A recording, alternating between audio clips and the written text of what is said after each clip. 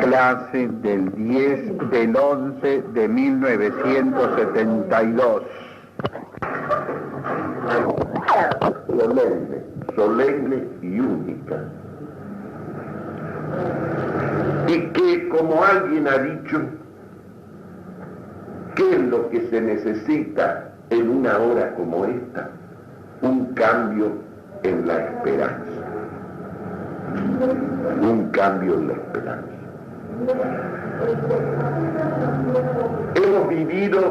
Ha vivido nuestro pueblo, sobre todo sus dirigentes, que son siempre lo más responsables en la vida de un pueblo, de esperanzas demasiado humanas.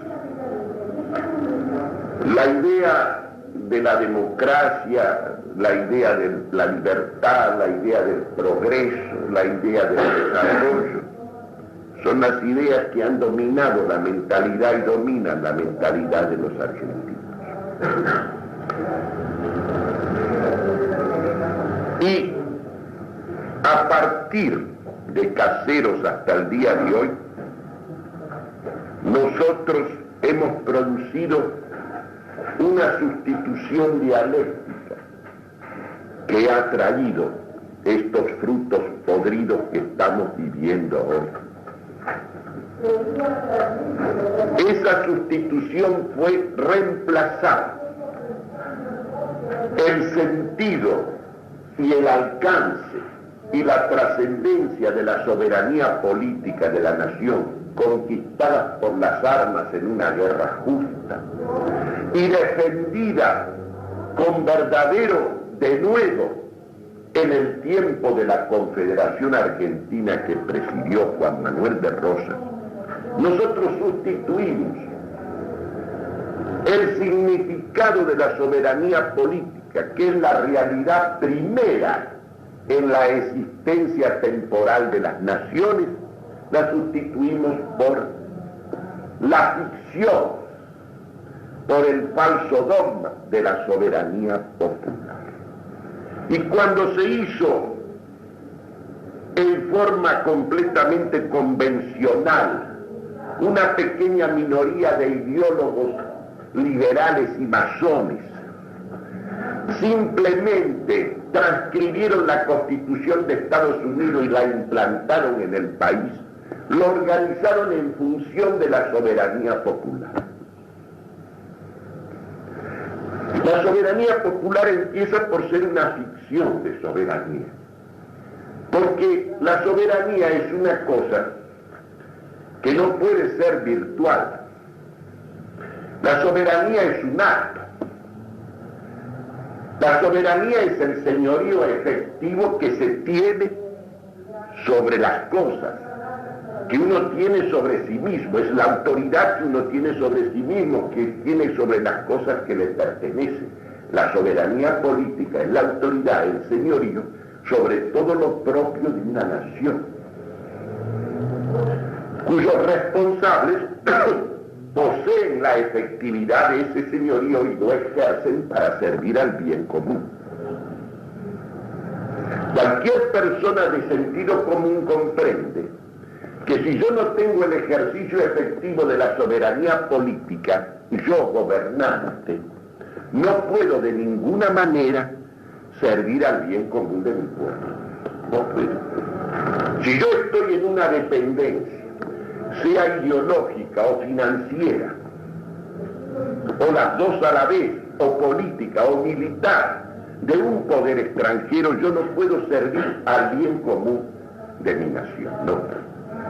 No puedo tampoco realizar la máxima misión del poder político, que por eso se llama el soberano, que es la justicia distributiva. No puedo darle a cada uno la participación que le corresponde en el bien común, de acuerdo a su dignidad, a su merecimiento, al lugar que ocupa dentro del común.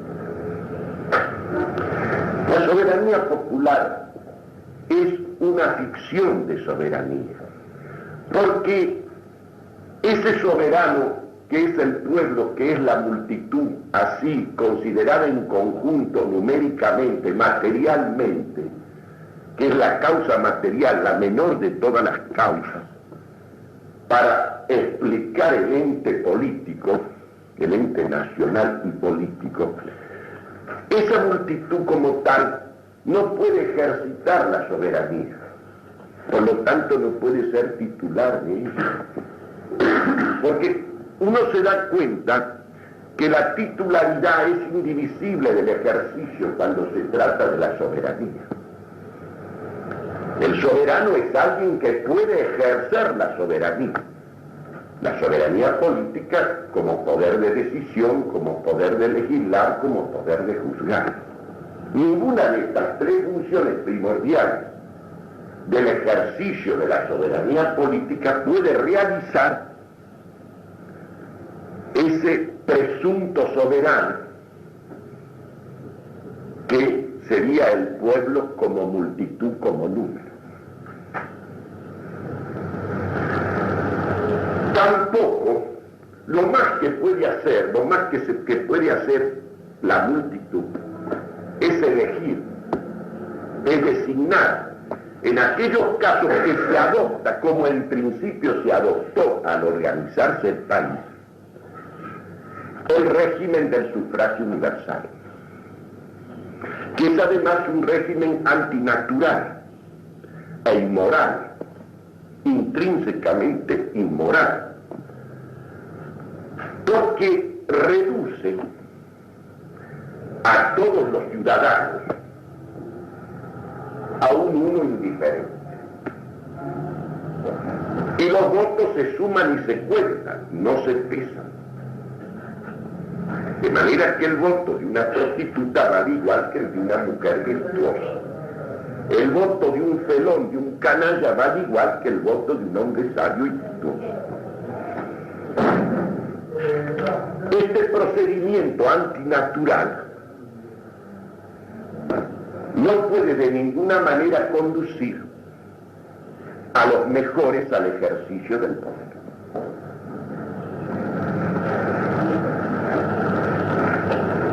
Y precisamente por eso, lo que se asegura con este sistema, sea que se lo aplique o que se haga fraude o que se haga de cualquier manera, nosotros vivimos fraudulentamente dentro del sistema hasta el año 1916.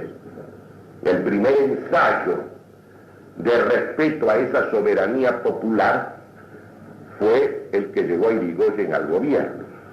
El segundo fue el de Perón. El tercero parece que está en trámite. Y en realidad este sistema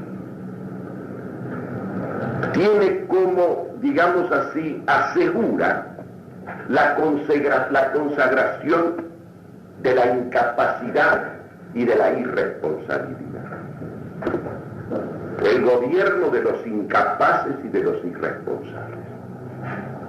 Se comprende que viviendo en una época en la cual el poder del dinero, el poder internacional del dinero,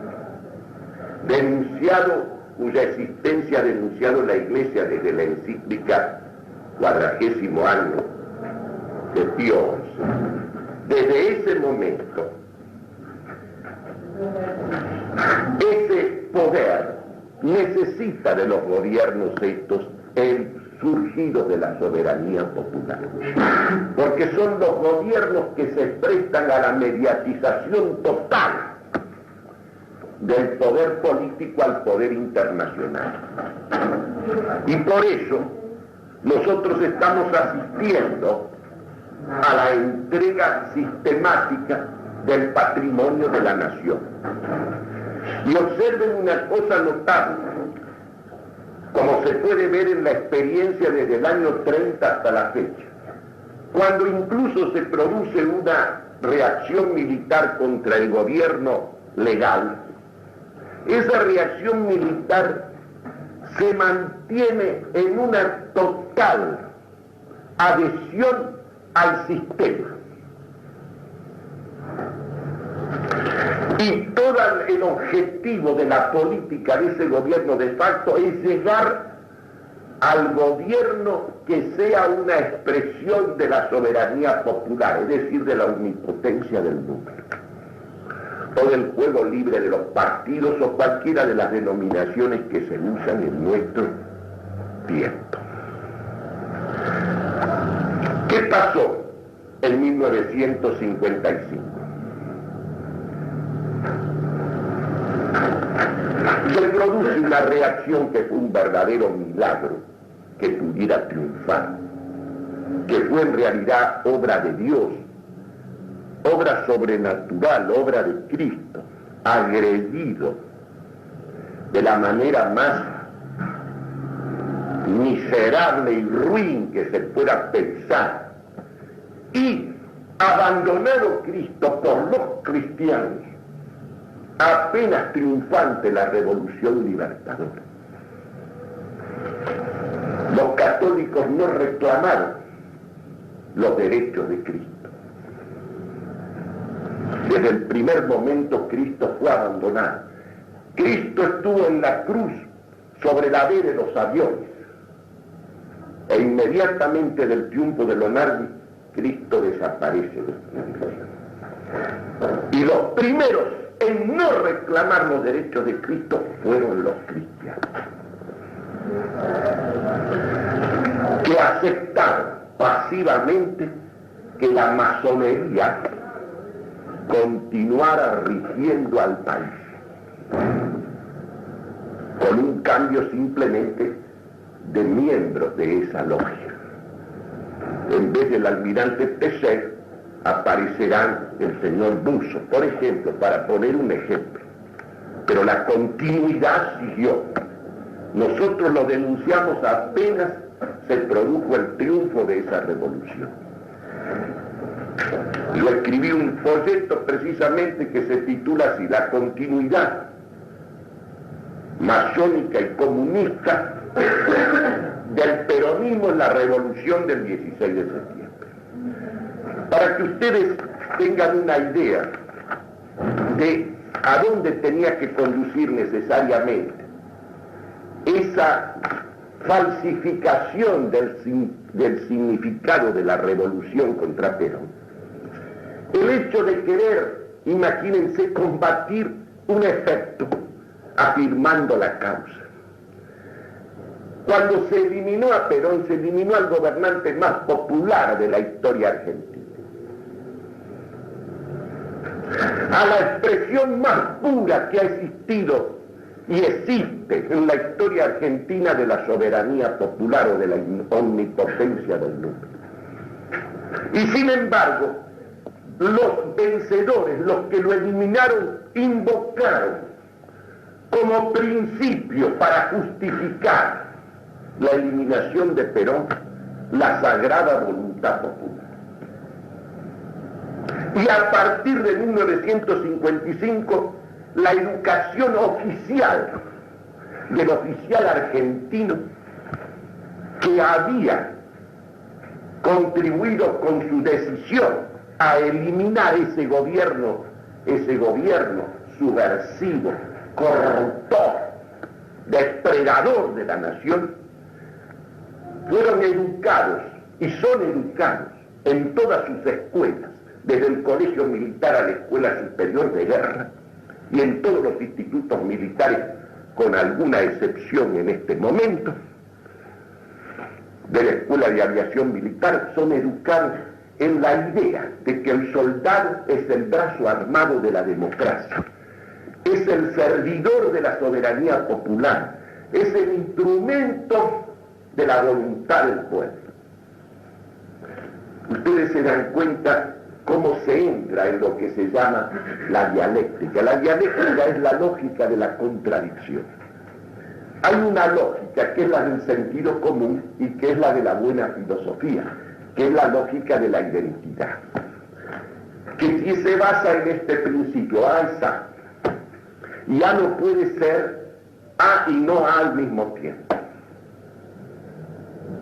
Una cosa es la que es, cada cosa es la que es. Y entonces cuando yo razono acerca de algo, todo a lo largo del discurso yo tengo que permanecer en esa identidad. Lo mismo que afirmo en el principio, en base a la identidad, tiene que estar en el final, en la conclusión. Eso es el razonamiento coherente, concluyente, que obra según una derivación necesaria, respetando la identidad. Porque si yo estoy hablando del agua, el ser del agua tiene que estar presente el mismo desde que yo comienzo a hablar hasta que yo termino. Y todas mis afirmaciones, y todas mis distinciones, y todas las relaciones que yo establezca tienen que estar en la identidad del mismo ser, desde el principio hasta el fin. Podríamos decir que el pensamiento, cuando razona, va siempre de lo mismo a lo mismo. Va siempre del mismo ser al mismo ser, solo que a medida que va avanzando en el conocimiento, va avanzando en la diferenciación de lo mismo. No es lo mismo un conocimiento global de una cosa que un conocimiento diferenciado y distinguido. Conocer es distinguir y jerarquizar. Entender las cosas es estar siempre delante de lo mismo, pero conociéndolo en toda la riqueza de sus distinciones, de sus partes constitutivas, del lugar que cada una de ellas tiene. Cuando los griegos definieron al hombre como animal racional, esa definición que dice la esencia del hombre no será modificada nunca. Lo que hace el hombre es profundizar en el conocimiento de esa esencia, de esa naturaleza animal y racional que es propia del hombre. Y el hombre es un ser inmutable como hombre. La esencia es como lo eterno del hombre, siempre la misma. Ahora observen ustedes cómo se procede dialécticamente en el plano político. Vayamos, es decir, no según la lógica real de la identidad, que tiene su punto de partida y de apoyo de esencia, sino en base a una lógica de la apariencia, sin ser, de la apariencia sin ser, que se mueve en el plano de lo puramente accidental y que se nutre de la contradicción. Y la mentalidad se forma en la contradicción. Y los esquemas que se construyen son de tal modo fijos e inmóviles que el hombre queda clavado en eso y no puede salir de allí. Observen ustedes la infinita necedad, la infinita estulticia que se necesita para que un movimiento político, una reacción militar contra un gobierno popular, auténticamente popular, expresión real de la mayoría del país en el momento en que es eliminado, se haga en nombre de esa voluntad popular. Uno ve claramente la infinita estulticia de estos hombres que siguen invocando la democracia que es Perón, la voluntad popular que es Perón, la soberanía popular que es Perón. Entonces uno comprende que cuando todo un cuadro de oficiales y de jefes de las Fuerzas Armadas está siendo conformado a esa mentalidad, pierde todo sentido de la realidad, todo sentido del ser, todo sentido de su misión, todo significado. Y esto es lo que ha sucedido en el país. Fíjense, nosotros, un grupo de personas que nos reunimos acá, es decir, se han ido renovando, pero quedan algunos del año 1946 hasta la fecha. Porque cuando yo fui despojado por orden de Perón de mi hacienda, de mi carrera, de mi fama, cuando ocurrió todo eso, yo no tuve más remedio que ponerme a enseñar aquí en mi casa. Y cuando en época de Perón pudimos sacar un periódico que duró muy poco, que se llamaba Dita Militar, porque al producirse la revolución del 51, de Meléndez ya no se pudo sacar más nada. Pero producida la revolución libertadora, el grupo de mis alumnos de entonces fundó este periódico que se llama Combate, que duró 10 años, hasta 1965. En este periódico colaboraba, entre otros, uno de los colaboradores más importantes que tuvo en los primeros tiempos, prácticamente hasta su enfermedad final, fue Martínez Zubiría, Hugo Guas. Y en el número 5 de Combate, publicado el 9 de febrero de 1956, piensen ustedes de 1956, Hugo Guas escribió este editorial que se titula Frutos podridos de la democracia. Frutos podridos de la democracia. Y dice así: estamos viendo nacer y crecer y hasta ganar revoluciones a ese difunto que ha resultado al conjuro de la palabra victoriosa del general Lonardi: no hay vencedores ni vencidos. Ellos, los vencidos en las urnas en 1946, se refiere al grupo de los elementos democráticos de los partidos radicales, socialistas, demócratas progresistas, demócratas cristianos, que integraron ya en el gobierno de Lonardi una cosa que se llamó la Junta Consultiva y que pretendía ser la expresión del soberano. Es decir, esa Junta Consultiva pretendía ser la expresión de la voluntad del pueblo, de la soberanía popular, que seguía siendo Juan Domingo. Y entonces ellos actuaban y gobernaban como si ellos fueran los intérpretes de esa voluntad popular. Dice: ellos se han levantado del sepulcro y se creen ahora los vencedores del 16 de septiembre de 1955 y pretenden gobernar al gobierno que surgió de la revolución, y para hacer olvidar los aviones y los cañones con que Lonardi abatió la tiranía, hacen una exposición de sus armas, discursos, panfletos, reportajes más o menos clandestinos. Palabras. La carbonada criolla que formaron en 1945 socialistas, radicales, comunistas, masones, judíos y demócratas progresistas, dice, se han aumentado ahora con algunos cristianos aguachentos, rebautizados con motes políticos, y algún cura de probable ascendencia semita que está saliéndose de la vaina por caer en eso que Pío IX llamó herejía de las herejías y Pío X excomulgó terminantemente el catolicismo liberal. Lo que no cabe en la carbonara criolla es el catolicismo sin aditamiento, el que se echó a las calles de Córdoba a pelear, no a hacer discursos, el que marcó sus fusiles y sus aviones y sus camiones y todas las paredes de la gran ciudad con el signo de Cristo vencedor, la cruz sobre la B de la victoria. Quienes quieren hacernos olvidar de eso, que es la verdad, y reemplazar la historia por la patraña.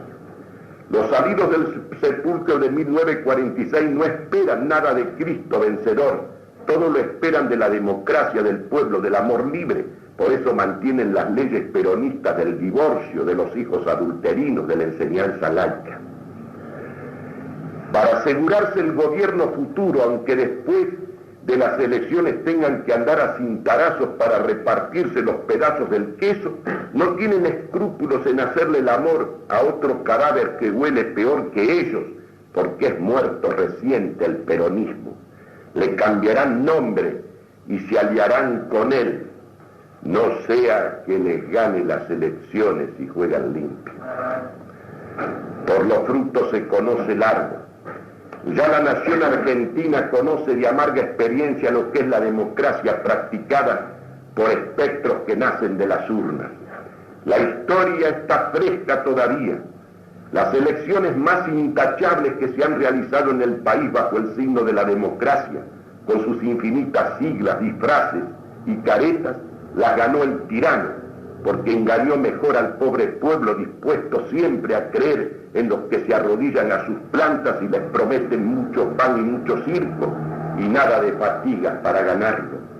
La historia más grande, el histrión más grande que han visto el mundo en 6.000 años, el que juraba que vivía con 300 pesos mensuales y que por economía viajaba en un Chevrolet viejo y cachuzo, después de saquear a la nación a medias con sus testaferros, es hoy el hombre más rico del mundo. Y aunque ha sido el más cobarde y corrompido personaje de la historia argentina, conserva tantos votos en este pueblo engañado que todavía les va a dar un susto. ¿Quién puede discutir que ese huevo lo puso la democracia en la más legítima de las elecciones y que la misma madre puede ponernos otro huevo? Estos espectros que ahora se juntan bajo el signo de la escuadra y el compás y andan buscando atraerse los sufragios del neoperonismo resucitado, han cambiado de nombre pero no de mentira. Hay que confesar que han mejorado de táctica y no exigen a sus afiliados que se hagan masones públicamente, al contrario, los prefieren acristianados y hasta son capaces de aceptar como capellanes a algunos de esos juristas trashumantes que andan de Herodes a Pilato, que han olvidado el latín y en sus esfuerzos por aprender el hebreo se han quedado en el yiddish, que es más democrático. Pero ellos, los que cortan el bacalao, son masones, son ateos, son aprendices de comunistas con distintos epitafios. Han cambiado de nombre, es verdad, porque han cambiado el lado de la barricada donde ahora quieren combatir. Como dice Dante, cambia de nombre porque cambia de lado, pero no cambia el ser. Ay de los pueblos que reniegan de Cristo, los frutos de su democracia se caen verdes y se pudren al pie de un árbol herido de muerte por la mano del Señor. Yo les podría leer 50, 100 artículos a lo largo de los 10 años que salió este periódico. Este fue el lenguaje desde los primeros números. Anunciar precisamente y denunciar esta contradicción flagrante de combatir un efecto proclamando la causa que conduce a ese efecto. Esto es la dialéctica, esa dialéctica de la ideología populista que nosotros hemos denunciado en el último librito sobre el nacionalismo argentino. Este es el verdadero proceso que conduce a estos frutos podridos que estamos viviendo. Si hay una cosa que no tenía sentido, que no podía tenerlo, que tenía que llevarnos a donde estamos en este momento, era justamente eso: seguir pretendiendo conducir el país dentro de ese régimen que ha sido el régimen de la negación y de la traición y de la entrega de su ser y de su patrimonio. Y volvemos siempre, como vuelve el perro de la escritura al mismo vómito, porque vivimos siempre mediatizados por los mismos poderes internacionales. Esto es lo que explica que los jefes de hoy, los jefes militares de hoy, que son los oficiales que ayer combatieron al tirano, que son los oficiales de ayer que tuvieron que ametrallar a las multitudes, que son los oficiales de ayer que fusilaron a los peronistas que se levantaron el 9 de junio de 1956, se apresten en el día de hoy a recibir y custodiar, al menos es la palabra del jefe máximo, que pertenece a ese grupo, se apresten a recibir al mismo hombre que no solamente echaron, sino que degradaron. Yo pregunto, ¿qué queda del honor militar? ¿Cuál es el sentido del honor militar? Yo no entiendo, soy civil nada más. Soy un modesto profesor de filosofía, pero en 1945, cuando todo el mundo se entregaba, como lo hará en el día de hoy, y tal vez 100 veces más que entonces, a la idolatría de ese hombre corrompido y corruptor, yo al menos, llegado el momento en que a uno no le queda más remedio, perdí mi carrera, mi hacienda, mi carrera que la había hecho entera antes de 1943, porque yo en el año 1940 ya era profesor secundario, superior y universitario, rigiendo los enemigos la universidad de entonces. Me quitaron mi carrera, me quitaron mi hacienda, me quitaron la fama hasta el día de hoy. Y tuvo que pagar mi familia las consecuencias a lo largo de 20 años de destierro. Y me lo aguanté, por eso hablo, porque tengo autoridad. Y era un modesto civil, a quien no pasaban a retiro, sino que desde el momento que me intervinieron en el instituto ya no di más un peso. Y cuando el padre Castellani,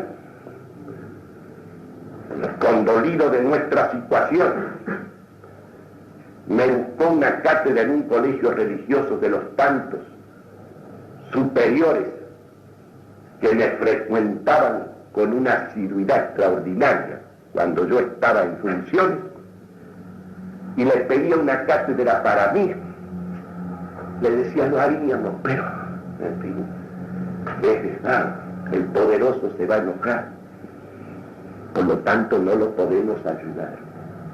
Y vino un día y le entregó a mi hija, que tenía 3 años, 4 años, 5 años, le entregó un billete de lotería y le dijo, mira, póneselo a los pies de la Virgen, porque si no es por este lado, tu padre está listo. Y tenía razón. He podido sobrevivir, pero por lo mismo que yo he vivido todo esto, y que soy un testigo y un actor, y que lo he sufrido todo, cuando llega un momento como este, lo que siento es un infinito dolor ante la cobardía, ante la pasividad, ante la resignación de los responsables. No lo puedo soportar. Le decía a un alumno ayer de mi instituto, que conoce, claro está, las ideas de Hegel, que las proclama ahora más que nunca, que es el deber elemental. Y bueno, ¿y qué le puede pasar? Y le digo, ¿y qué me puede pasar que no me vaya a pasar lo mismo? Si la neumonitis que tuve en octubre hubiera sido una neumonía franca, a mis años a lo mejor ya no estaría yo conversando con usted. ¿Qué me puede pasar que no me vaya a pasar lo mismo? Que no me vaya a pasar lo mismo. Con Perón o sin Perón. Este es el problema. Esto ya no es un momento de discusiones y de conversaciones y de conspiraciones. Este es el momento de la conciencia. El hombre tiene que asumir conciencia de su responsabilidad. E incluso el cuidado de los suyos, el cuidado de la seguridad material y moral de los suyos y de la patria, depende de que sea capaz de una decisión. Porque cualquiera lo comprende. Las Fuerzas Armadas desaparecen, moralmente se destruyen a sí mismas, y físicamente van a ser arrasadas y sustituidas por otras Fuerzas Armadas.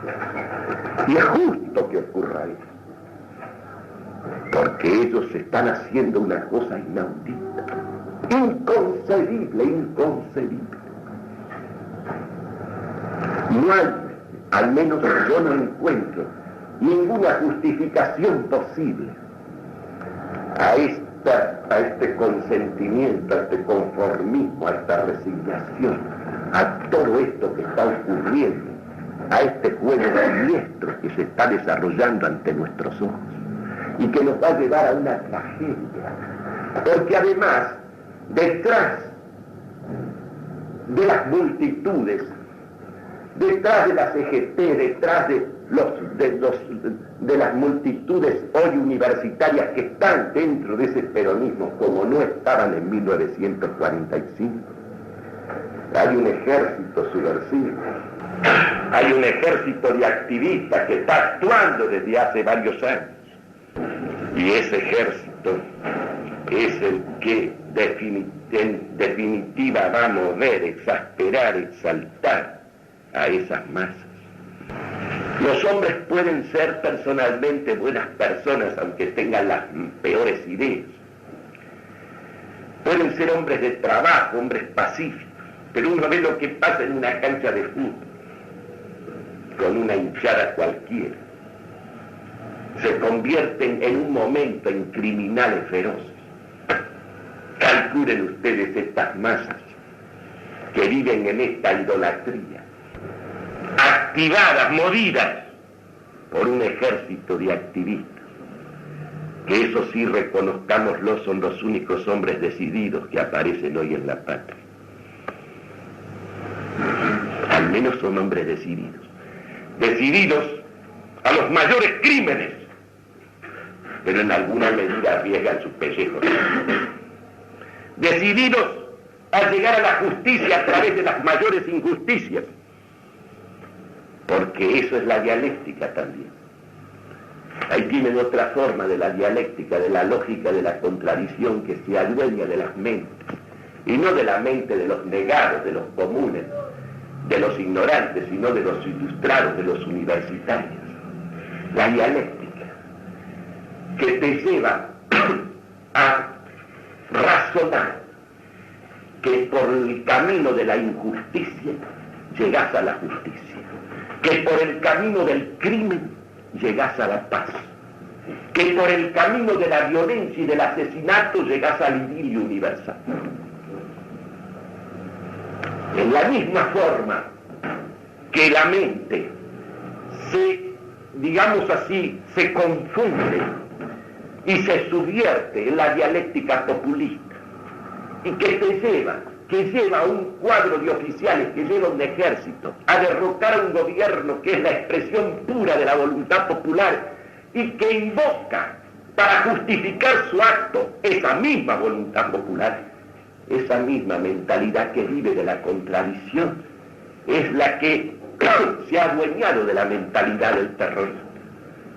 El terrorista es uno que piensa, que está, digamos así, que es un enamorado, que es un desesperado de la justicia, y no vacila para llegar a la justicia en cometer las más brutales injusticias, los crímenes más horrendos, más cobardes, más alevosos, más traidores. Uno podría decir, pero ¿cómo es posible caer en esa contradicción? Esa es la mentalidad dominante. En cualquier terreno, esa es la mentalidad que domina. El mismo criterio uno toma, por ejemplo, escritos de hombres que son hombres que han desarrollado una tarea constructiva, una obra, por ejemplo, en el revisionismo histórico indiscutible, como el caso de los Irazusta. Y fíjense ustedes en estos cuadernos de política, que lleva el nombre de Rodolfo Irazusta, el hermano mayor ya muerto. En el epígrafe, ¿cuál es la definición de eso? Van a ver ustedes aparecer otra vez la dialéctica, o sea, la lógica de la contradicción. Es evidente, dice él, empieza diciendo esto, que en la jerarquía de la sociedad el espíritu está por encima, que el espíritu es lo primero y está en primer lugar. Pero nadie duda que las actividades materiales que están en el tercero o cuarto lugar ocupan el primero cuando se trata de vivir. ¿En qué queda? ¿Lo espiritual es primero o es primero lo material? Primero es vegetar y después pensar. Si usted me habla de una prioridad cronológica, temporal, le admito. Pero por el hecho de que usted viva bien y viva bien nutrido, no significa que usted va a pensar bien, ni siquiera que va a pensar. que va a saber pensar. El ser un espléndido animal no le garantiza a usted que va a ser capaz de pensar, y menos de ser dueño de un pensamiento libre. Puede ser una bestia, que es lo más probable. Por eso decía Santo Tomás que la finura del pensamiento coincidía con cuerpos delicados. Como yo no pertenezco a esa condición, puedo decirlo así, sin que se piense que estoy haciendo un alarde personal, porque he sido más bien robusto. Dice, sigamos adelante. Y el espíritu no marcha si el cuerpo no se alimenta. Es una verdad, pero bruta. Si usted está muerto de hambre, evidentemente no puede pensar. Si a usted le dan un garrotazo en la cabeza, pierde la conciencia, lo cual no quiere decir que la conciencia sea una dependencia del cerebro. El cerebro será su instrumento corpóreo. La prueba está que a veces se produce una lesión cerebral, una hemorragia, y usted pierde la memoria. Se reduce la hemorragia y usted la recupera, quiere decir que la mantuvo todo el tiempo, es en que no la podía ejercitar, si no, no habría reaparecido. Sostengo, señores, que un país no será nunca grande mientras piense primero en ser rector de la inteligencia antes que ser próspero. También puede ser una factoría próspera. Cualquier persona lo comprende. Esto es un materialismo crudo, grosero, y además contradictorio, porque por un lado habla de la jerarquía de los valores superiores y luego los mediante a los valores materiales. Sigamos adelante. La prosperidad, dice, acreditará por sí misma la inteligencia, la jerarquía, la superioridad y la dirección. Con este criterio, Norteamérica sería el país más fabuloso de la Tierra por la vida del espíritu y de la inteligencia, porque nadie va a discutir que es el país más próspero del mundo. ¿Qué país de los que han tenido un valor y que tienen un significado universal por las obras del espíritu en el mundo ha sido tan próspero como Estados Unidos de Norteamérica? La Rusia, cuando no era tan próspera como ahora, cuando era la Rusia de los zares del siglo pasado, tuvo un siglo de oro, que le da a Rusia un rango universal al lado de las grandes naciones y de los grandes momentos de la más alta cultura en Occidente. Porque un país que ha tenido la música, la danza, la novela, la poesía de la Rusia del siglo pasado está al lado de las más grandes naciones en cuanto a ejemplaridad y trascendencia y valor ecumeno. Dostoyevsky, solamente usted nombrando a Shakespeare, nombrando a Dante o a Cervantes, está nombrando los pares de un Dostoyevsky. Que hasta hoy la Rusia soviética, cuando tiene que exhibir algo grande, tiene que apelar al ballet de Tchaikovsky y tiene que reproducir las creaciones de esa Rusia que, según parece, era tan opresora, y era tan oscura y era tan agraviante para la dignidad del hombre que la personalidad no podía florecer. Y ellos se nutren de aquella grandeza, porque cualquier persona de sentido común sabe que la prosperidad no es garantía de la excelencia de la vida espiritual, lo cual no quiere decir que si se puede vivir bien, haya que vivir bien en el orden del bienestar. Nadie lo rechaza.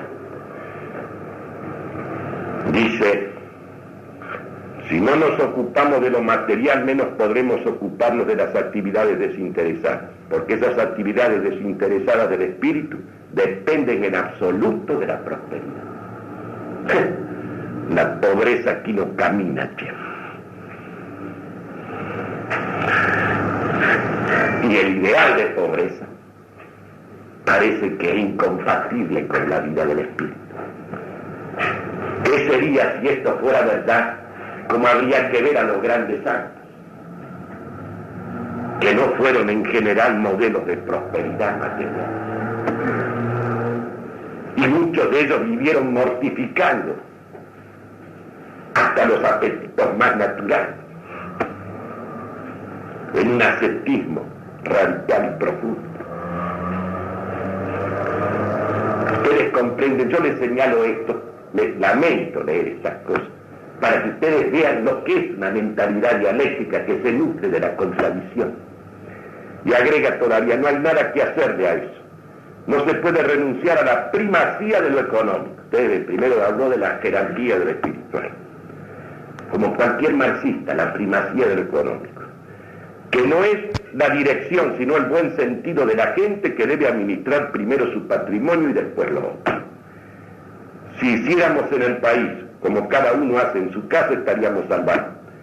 Pero no si en el país se piensa que siempre primero está el espíritu y después las cosas materiales. El más grande gobernante de los tiempos contemporáneos, el estadista prudente de mayor jerarquía que ha existido contemporáneamente es, a mi juicio, Oliveira Salazar. Y Oliveira Salazar gobernó 40 años, un país pobre, pobrísimo de recursos, pobrísimo de gente. Para colmo, un país, un imperio ultramarino, sin escuadra y sin ejército. Y se propuso esta divisa cuando empezó su tarea, primero en 1926 y definitivamente en 1928. ¿Qué es primero? ¿Ser mejores o estar mejor? Y se decidió por lo primero. Primero es ser mejores. Y Portugal fue preservado de la guerra civil. Fue preservado de la Segunda Guerra Mundial estando en medio del campo de operaciones de la Segunda Guerra Mundial. Y preservó su imperio, es el único imperio. Es el único imperio en el cual la gente negra no admitió bajo todas las presiones del mundo entero rebelarse contra Portugal. Porque en Portugal viven con la dignidad de personas, con el trato de honor debido a las personas. No ha habido conjura capaz de conmover las provincias ultramarinas del imperio portugués. Y el lema de este hombre no fue primero la prosperidad y después la inteligencia. Primero ser mejores. Primero ser portugueses como Dios manda. Y después lo otro. Otro viene como añadidura porque así está escrito además. Se habla este lenguaje cuando no se tiene fe.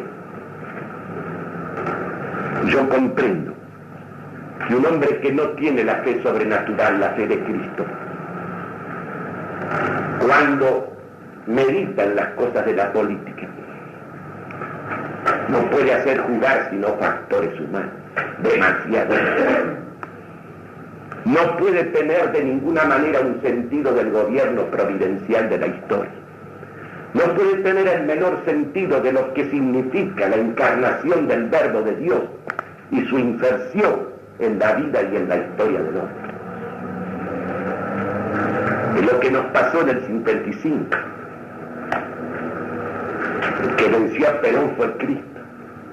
Y los primeros en traicionarlo fueron los cristianos. Hay una cosa que hay que decir. ¿Por qué no hubo mártires cuando la persecución religiosa de Perón, a pesar de la violencia?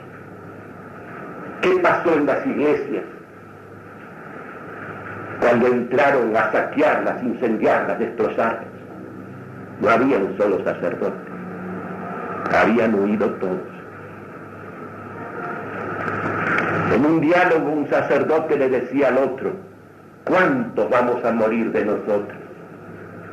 Y le contestó el segundo: ¿tú te crees que los mártires se dan así como así? Para que haya mártires hay que merecer los mártires. Aunque el martirio es fundamentalmente un mérito de Cristo, necesariamente tiene que haber una participación del hombre. El martirio no se da así, gratuitamente, por la voluntad de los hombres. Esa es la realidad. Se invocó la cruz hasta que cayó Perón y después se la retiró de todas partes. Y el primer ministro de Educación, que era el católico de la Archicofradía del Santísimo Sacramento del Oro Magno, restableció la ley 1420, la ley de enseñanza laica. Y entregaron todas las universidades a los elementos marxistas y ateos. Estos son los frutos finales. Porque los que enseñan en las academias militares son las criaturas de la reforma universitaria. Y al militar le ponen una mentalidad antimilitar, civilista, democrática y jacobina. Y por eso, en las academias militares de la Argentina no se lee la correspondencia entre San Martín y Rosas, para que no se sepa lo que pensaba San Martín de la dictadura, y de la dictadura total, para que se ignore el pensamiento del verdadero soldado que hizo la independencia de la nación argentina. Estas son las realidades. En verdad, no es que uno se sienta ni siquiera pesimista, no puede serlo, porque uno es una persona de la esperanza sobrenatural. En realidad, lo que precisamente crea esta pasividad hasta el día de hoy, quiera Dios que mañana se produzca una reacción que tiene que producirse, porque de lo contrario es la derrota total, es la entrega total. Pero eso sí, ustedes se dan cuenta que lo fundamental de todo está en la mente, está en la inteligencia.